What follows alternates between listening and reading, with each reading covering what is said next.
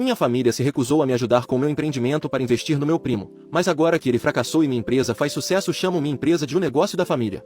Eu sou Zakeri, tenho 34 anos, sou homem e cresci em uma família, bem, que vivia confortavelmente. Meu pai tinha vários negócios espalhados pela cidade, imóveis, comércio varejista e alguns outros. Minha mãe é dona de vários edifícios, sim, no plural. Meus avós, embora não fossem tão ricos, foram os primeiros empreendedores que conseguiram juntar sucesso suficiente para dar aos meus pais um empurrão inicial. Existe a expectativa de que se você nasce nesta família, ou herda algo e não o arruína, ou começa seu próprio império. Naturalmente eu quis ir com a última opção. Eu não era um garoto ingênuo sonhando em abrir uma cabana na praia nas Bahamas. Não que haja algo de errado com isso. Eu tinha um plano sólido na minha opinião, cibersegurança. Desde que eu tinha 14 anos e acidentalmente invadi o servidor da minha escola para mudar meu histórico de detenções, descobri que tenho um talento para computadores. Fui para a universidade, me formei em ciência da computação e passei horas obcecado com criptografia, vazamentos de dados e programação. Depois de me formar, percebi que a cibersegurança não é apenas uma carreira interessante, também é lucrativa. Todas as empresas precisam dela, todos os bancos, todos os hospitais. É como vender guarda-chuvas em um mundo onde sempre chove.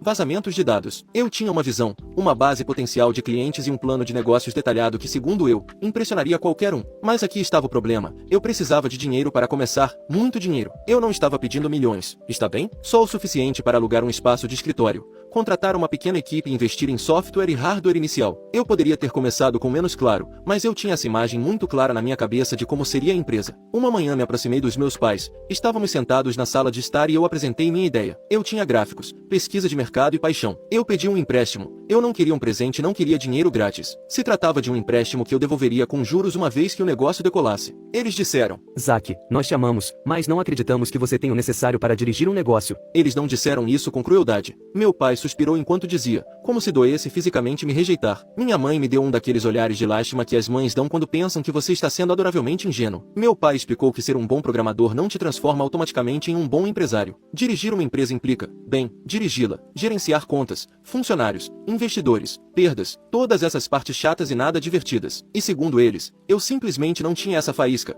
Para eles, investir em mim não era investir, era jogar dinheiro fora. Não vou mentir, isso doeu. No começo eu estava com raiva, muito raiva, mas ainda assim eu não queria desistir do meu sonho. Um mês depois que meus pais rejeitaram meu pedido de financiamento, meu primo Bernard estava se casando. Um casamento grande e luxuoso, 3 dias de eventos, fontes de champanhe, todo o espetáculo. Em um momento eu estava parado com meus pais perto da mesa do buffet quando Bernard se aproximou. Ele cumprimentou meus pais, apertou a mão do meu pai e então disse: Tio e tia, obrigado novamente por acreditarem em mim e me ajudarem com os fundos para meu negócio hoteleiro. Eu não poderia ter feito isso sem você. Eu fiquei ali parado olhando para o Bernard como se ele tivesse acabado de confessar que era um viajante no tempo. Meus pais riram nervosamente, disseram algo educado e mudaram rapidamente de assunto. Eu havia pedido financiamento. Eles disseram não. Mas Bernard? Bernard conseguiu financiamento para um hotel. Um maldito hotel. Eu fui embora com uma desculpa esfarrapada porque me senti traído. Não porque financiar o Bernard. Digo, bom para ele eu suponho. Mas porque eles não fariam o mesmo por mim. Eles confiavam no Bernard, mas não em mim, seu próprio filho? Aparentemente eu não valia o risco. Em algum momento minha avó me encontrou sentado ali. O que você está fazendo aqui? Por que você não está lá dentro aproveitando o casamento? E há algo sobre as avós. Você não pode mentir para elas. Simplesmente não pode. Então eu contei tudo a ela. Ela simplesmente me deixou desabafar. Então disse algo que nunca vou esquecer. Zakeri, às vezes as pessoas veem potencial nos outros porque veem uma versão delas mesmas neles. É possível que seu pai veja uma versão mais jovem de si mesmo no Bernard, mas isso não significa que você não seja capaz. Você é diferente, e ser diferente não é ruim, é apenas diferente. Ela apertou minha mão e acrescentou: Você é inteligente e trabalhador. Algum dia você vai construir algo incrível, só que será em seus próprios termos. Eu sei que soa como um monte de frases clichês, mas era exatamente o que eu precisava naquele momento. No dia seguinte ao casamento eu ainda estava nesta névoa emocional estranha, meio motivado pelo que minha avó disse, mas também meio devastado. Eu estava sentado no meu sofá quando meu telefone tocou. Era meu avô. Agora, meu avô não é o tipo de pessoa que liga só para conversar, então naturalmente eu me assustei. Perguntei se estava tudo bem e ele me disse que sim, que só queria que eu fosse vê-lo. Eu disse: Tudo bem, vovô, estarei aí em 2 horas. Quando cheguei na casa dele, minha avó abriu a porta e me deu um sorriso caloroso. Entre, Zakeri, seu avô está no escritório. Ele estava sentado em sua cadeira quando entrei, mas imediatamente se levantou e me abraçou.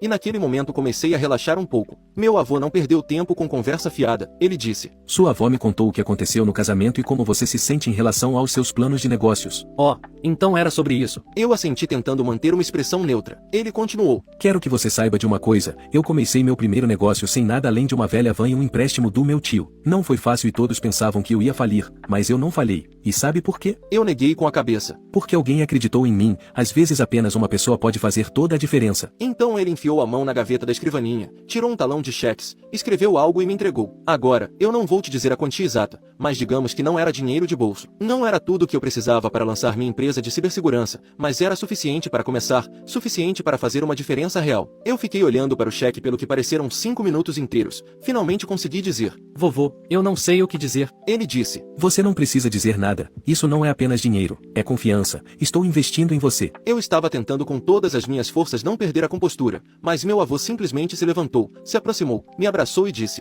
Faça-nos sentir orgulhosos. No caminho de volta para casa eu continuei olhando para o cheque. Não era apenas dinheiro, era prova de que alguém acreditava em mim. Depois de obter o financiamento inicial do meu avô, eu sabia que tinha que ser inteligente com cada centavo. Não gastei em mesas elegantes ou cadeiras de escritório modernas. Começamos pequeno. Contatei meus 2 melhores amigos, Adam e Luiz. Juntamos o pouco que tínhamos economizado e alugamos um escritório minúsculo e apertado na zona mais perigosa da cidade. Mas ei, era nosso. Aqueles primeiros 2 anos foram brutais. Trabalhávamos entre 14 e 16 horas por dia, mal descansávamos nos fins de semana. E eu sobrevivia à base de macarrão instantâneo e lanches de máquinas de venda automática. Luiz passava de uma ligação após a outra. Adam estava enterrado em código. E eu fazia de tudo ao mesmo tempo. Nosso primeiro grande cliente foi uma empresa financeira de médio porte que tinha acabado de ser invadida. Conseguimos reparar seus sistemas, recuperar seus dados e prevenir futuras violações. Esse projeto nos deu dinheiro suficiente para nos mudarmos para um escritório um pouco melhor. Pouco a pouco começamos a ganhar tração. O boca a boca começou a se espalhar e começamos a conseguir clientes maiores. Uns 4 anos depois alcançamos nosso primeiro marco. Tínhamos receita suficiente para considerar a expansão. Abrimos nosso segundo escritório em uma cidade vizinha e 1 ano depois abrimos um terceiro em outra cidade importante. Para então, não éramos mais uma simples startup improvisada. Éramos uma empresa de verdade. Naquela época também começamos uma empresa de consultoria em cibersegurança. Parecia o próximo passo natural. As empresas não estavam apenas nos pedindo para corrigir as brechas, mas também queriam preveni-las de forma proativa. E deixe-me dizer, o dinheiro da consultoria tem um gosto diferente. Cerca de 5 anos depois de iniciar o negócio eu finalmente estava em posição de pagar meus avós. Dirigi até a casa deles, cheque em mãos e disse: Isso é de vocês, com juros. Mas eu não parei por aí. Essas 2 pessoas me deram tudo quando ninguém mais o fez, então comprei-lhes uma casa nova. Nada ridiculamente extravagante, mas aconchegante, confortável e em um bairro que eles sempre amaram. Vê-los caminhando pela sua nova casa, apontando pequenos detalhes que gostavam, foi um dos momentos mais gratificantes da minha vida. Enquanto nosso negócio de cibersegurança prosperava, o Hotel do Bernard, bem, a pandemia esmagou completamente a indústria hoteleira e o Hotel do Bernard nunca se recuperou totalmente. Aparentemente meus pais lhe deram ainda mais dinheiro para ajudar, mas apesar de seus esforços, e eu sinceramente me sinto mal por ele, o hotel acabou fechando. Então, no fim de semana passado estávamos celebrando o 50º aniversário de casamento dos meus avós porque eles são literalmente a razão pela qual eu tenho tudo o que tenho hoje. Eu queria ter certeza de continuar agradecendo a eles pelo que fizeram. Não economizei em nada. Aluguei um lindo salão de hotel,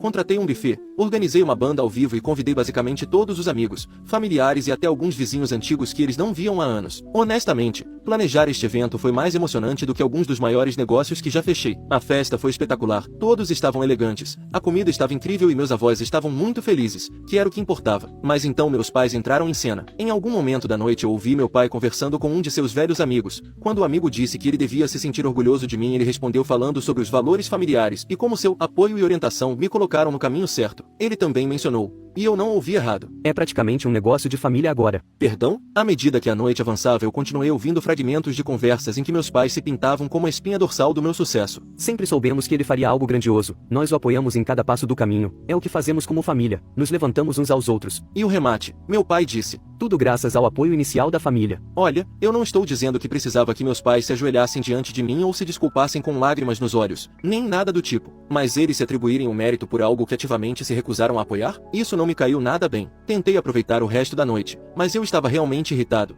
Então eu mudei meu discurso. Originalmente eu havia planejado algo simples, uma homenagem sincera à vovó e ao vovô, mas depois de tudo que ouvi naquela noite eu sabia que não podia deixar passar. Comecei com um tom leve, fiz algumas piadas, mencionei como o casamento deles era mais velho que a internet e falei sobre o amor e o respeito que eles sempre demonstraram um pelo outro, mas então eu fiquei sério. E aqui está a parte principal do meu discurso. Vejam, a vovó e o vovô não construíram apenas uma vida juntos, eles construíram um legado de amor, confiança, e o mais importante, de fé nas pessoas. Quando eu tive um sonho e todos os outros me fecharam a porta na cara, eles abriram. Eles não apenas acreditaram na minha ideia, eles acreditaram em mim. E tudo que tenho hoje eu devo à fé deles em mim quando ninguém mais a teve. Eu fiz uma pausa. Meus pais estavam me olhando com sorrisos congelados em seus rostos. Então, esta noite, eu quero propor um brinde à vovó e ao vovô, as únicas 2 pessoas que acreditaram em mim quando ninguém mais acreditou. Este sucesso é deles, e de mais ninguém. A vovó estava chorando. O vovô assentiu com aquele sorriso orgulhoso e tranquilo que ele tem. e meus pais sorriram forçadamente com os dentes cerrados. Uns 15 minutos depois do discurso, meu pai me encontrou perto da mesa de sobremesas. Ele estava basicamente gritando comigo. Que diabos foi aquele discurso? Você estava tentando nos humilhar na frente de todos? Eu respondi. Humilhar vocês? Eu só disse a verdade. Vocês não acreditaram em mim, mas a vovó e o vovô sim. Minha mãe se juntou à discussão. Você não precisava expor os problemas da família na frente de todos. Você nos fez parecer muito mal. Nesse ponto eu já estava mordendo a língua, tentando não explodir. Mas então meu pai disse. Você age como se não tivéssemos feito nada por você. Nós te demos uma boa vida, uma boa educação. Como você ousa nos fazer parecer os vilões da sua pequena história de sucesso? No começo eu não gritei, mas minha voz definitivamente subiu de tom. Sabem de uma coisa? Vocês não acreditaram em mim. Vocês tinham dinheiro, mas o deram para o Bernard, para o hotel dele sem pensar duas vezes. E quando ele fracassou deram ainda mais. Mas quando eu fui até vocês com a minha ideia me disseram que eu não era do tipo de negócios. Naquele momento eu percebi que o salão tinha ficado em completo silêncio. Os convidados estavam olhando. Meu primo Bernard, o do hotel falido, estava bebendo desconfortável em um canto como se quisesse desaparecer. Meu pai apontou o dedo para mim. Você está sendo um ingrato. E eu respondi perdendo completamente o controle. Ingrato? Por quê? Eu não sou ingrato. Eu simplesmente estou dizendo em voz alta o que todos já sabem. Meu peito estava apertado. Meu rosto estava quente e eu percebi que tinha acabado de causar uma cena no que deveria ser uma celebração para meus avós. Olhei ao redor e vi minha avó me olhando com uma expressão suave e triste.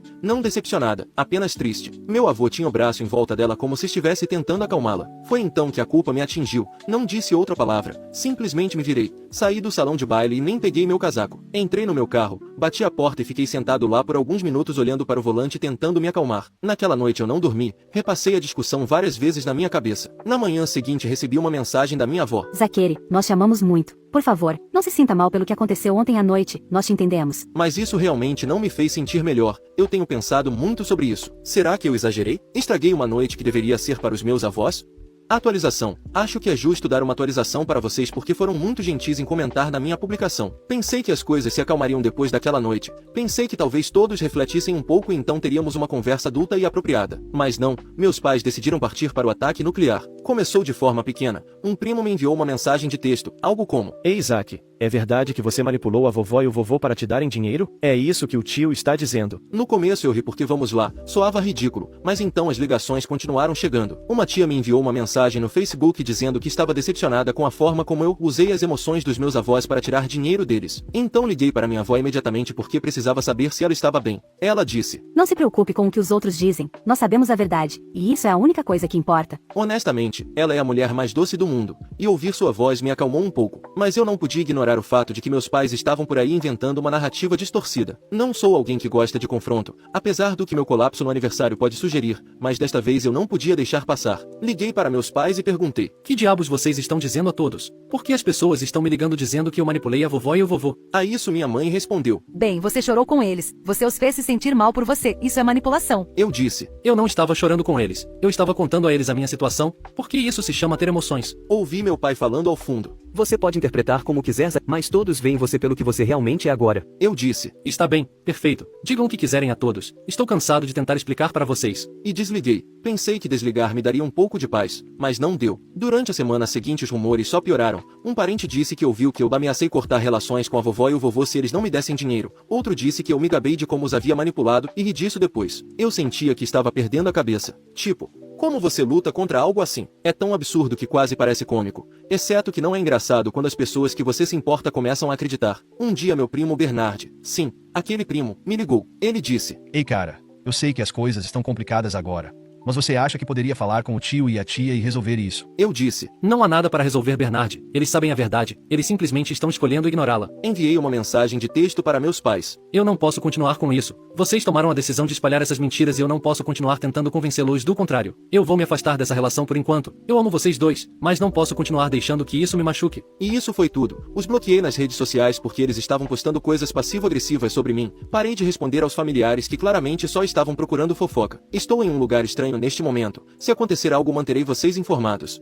Atualização 2. Já faz um tempo. Nossa, como passou? Eu queria voltar com notícias melhores, mas a vida nem sempre quer te dar boas notícias. Meu avô faleceu mês passado. A única coisa boa que posso dizer sobre o assunto é que ele se foi enquanto dormia. De certa forma foi pacífico. Mas cara, ainda assim me atingiu como um caminhão. Dispensa dizer nesta atualização o quão importante ele foi para mim. E não estou falando do dinheiro, mas do apoio e do exemplo como pessoa. Assim que recebi a notícia fiz as malas e dirigi direto para a casa da minha avó. Ela parecia tão pequena e frágil quando entrei, mas ainda assim conseguiu me dar um sorriso fraco e um abraço. Acho que nunca abracei alguém tão forte na minha vida. Organizar o funeral foi difícil, mas eu precisava fazer isso pela minha avó. Meus pais também estavam lá, e embora fossemos civilizados, havia essa tensão estranha no ar, como se todos soubéssemos que havia assuntos não resolvidos, mas ninguém tivesse energia para abordá-los em meio ao luto. O funeral em si foi lindo. Honestamente, centenas de pessoas compareceram. Meu avô era uma daquelas almas genuinamente boas, e ver quantas vidas ele tocou foi avassalador. Velhos parceiros de negócios, amigos de infância, vizinhos, as pessoas vieram de todos os lugares para prestar homenagem. Tentei me manter firme durante o elogio, mas cara, perdi a compostura no meio do caminho. Minha avó apertou minha mão o tempo todo e sou muito grato por ela estar lá porque não acho que teria conseguido fazer isso de outra forma.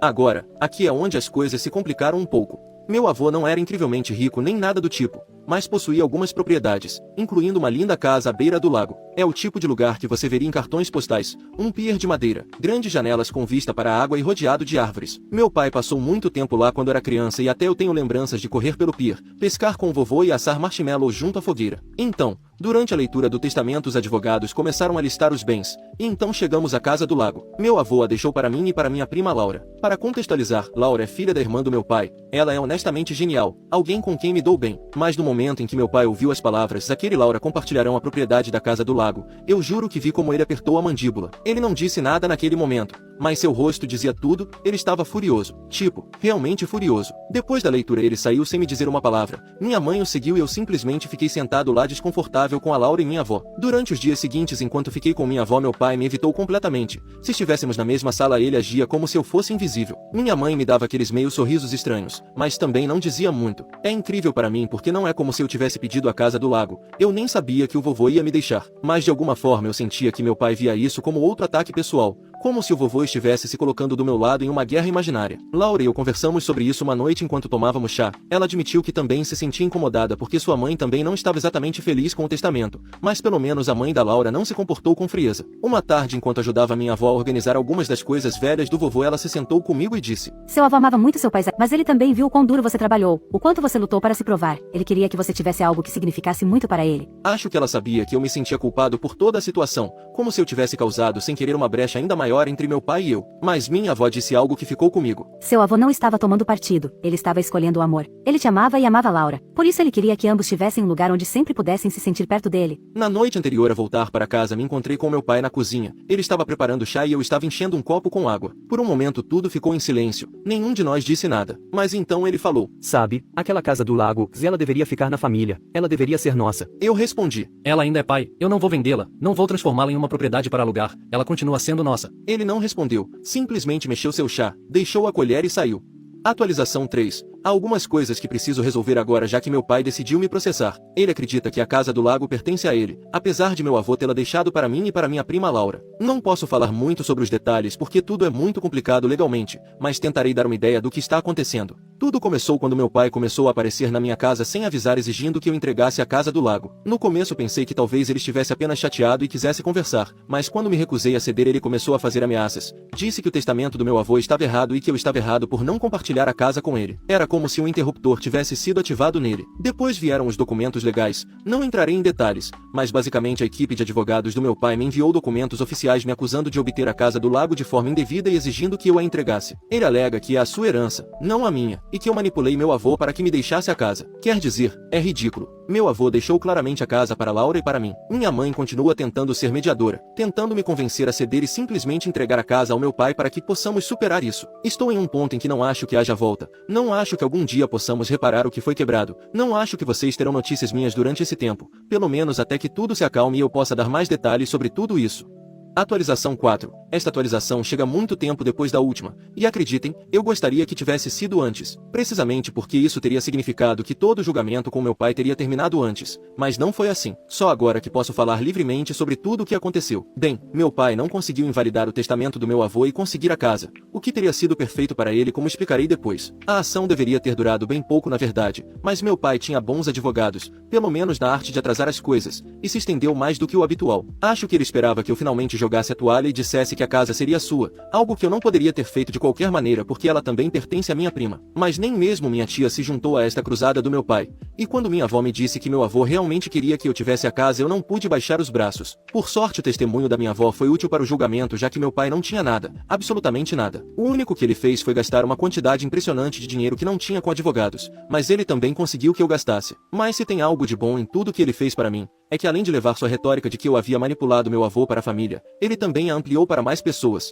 a ponto de estar afetando meu negócio. Então jogamos uma partida de xadrez e o processamos por difamação e por compensação de danos. Não sei o valor da casa que o vovô nos deixou porque não a avaliamos, já que não queremos vendê-la, mas tenho certeza de que o que ele perdeu em advogados e o que teve que pagar pela minha ação foi muito mais caro. Sim, estamos falando desse tipo de quantia. E isso é particularmente ruim para meu pai porque parte de sua obsessão com a casa do meu avô não eram as lembranças. Ele queria fazer dinheiro com ela, ele pensava em obtê-la para vendê-la. Quer dizer, o corpo do meu avô ainda não estava frio e ele já estava discutindo sobre a herança porque precisava do dinheiro. A razão para isso é que o dinheiro que ele emprestou ao meu primo, junto com os empréstimos posteriores, o deixou em uma posição financeira delicada. E a briga comigo piorou ainda mais, embora ele não possa culpar ninguém além de si mesmo, já que ele procurou por isso. Ele poderia ter usado o dinheiro que gastou com advogados para cobrir a dívida e ainda teria alguma estabilidade financeira. Meus pais tiveram que vender a casa deles. Parte do dinheiro foi usada para pagar minha ação e o resto para cobrir outras dívidas. Eles realmente foram muito afetados financeiramente por esse mau investimento. Eles ainda têm o negócio do meu pai que até onde eu sei é rentável. No entanto, ele está tentando vender uma parte dele para aliviar algumas dívidas. Alguém da família sugeriu que eu o comprasse para que o negócio ficasse na família. Mas ter meu pai como sócio não é uma das ideias mais tentadoras neste momento. Além disso,